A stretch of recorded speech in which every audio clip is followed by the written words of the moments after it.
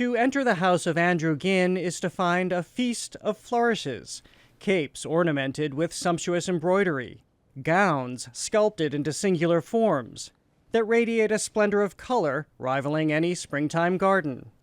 Beauty has long been the fashion designer's inspiration, but he can even find it in ruins. It was a collection inspired by a Venetian palazzo, but not just a normal Venetian palazzo, but a decaying Venetian palazzo which was sinking. This is the designer taking stock of his decades in design before he closed shop in 2023. Over nearly 30 years in his Paris atelier, Ginn produced 80 collections and some 10,000 ensembles.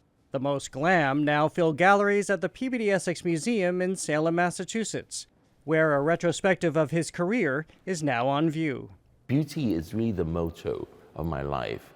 In my personal life, in my professional life, I really live for beauty. Over his lengthy career, Ginn became renowned for his demi-couture, applying the rigors of rarefied haute couture design to clothing customized for a ready-to-wear audience.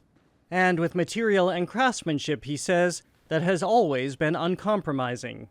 I would like to stress the fact that we design every single element on our garments. So we design the textiles, so be it printed, woven, embroidered, the buttons, the buckles. Why is that important to you? That is important because I'm a perfectionist. Because his focus is so much on the tradition, it almost makes the clothes all that much more modern. Petra Slinkard curated the show, the first to examine Ginn's legacy, which itself is built on firsts.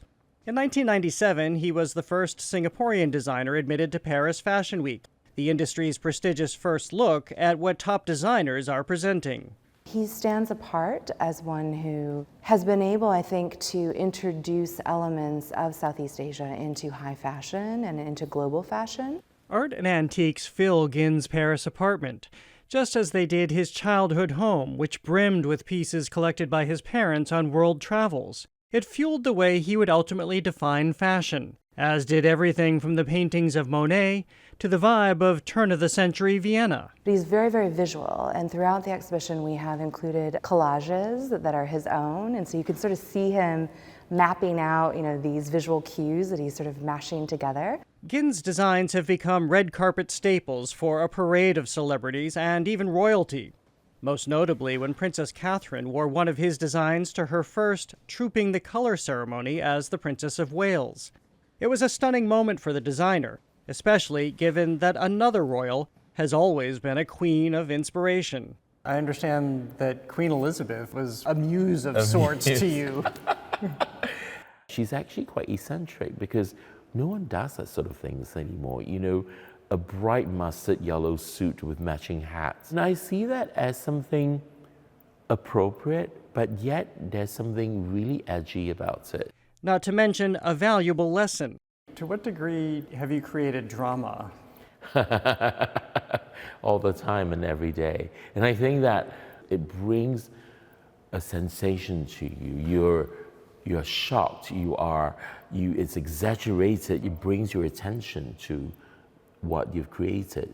But that has all wound down now. Ginn closed his fashion house 2 years ago, leaving behind the churn of the Parisian fashion scene where he says the pressures of launching a new collection every 3 months was grueling. It's like launching an album or a new movie. That took its toll. I had an open heart surgery in 2015 and I had a stroke in 2021. And I think I was saying to myself, 30 years, enough is enough of that fashion system and that schedule. But his intention, he says, even as the House of Ginn has gone dark, was to always have his pieces live on, to be the antithesis of fast fashion, so readily consumed and discarded. My goal has always been creating really beautiful and well-crafted clothing that a woman could keep in a wardrobe for years. Eventually, she could pass it down to the next generation, and we call them heritage pieces.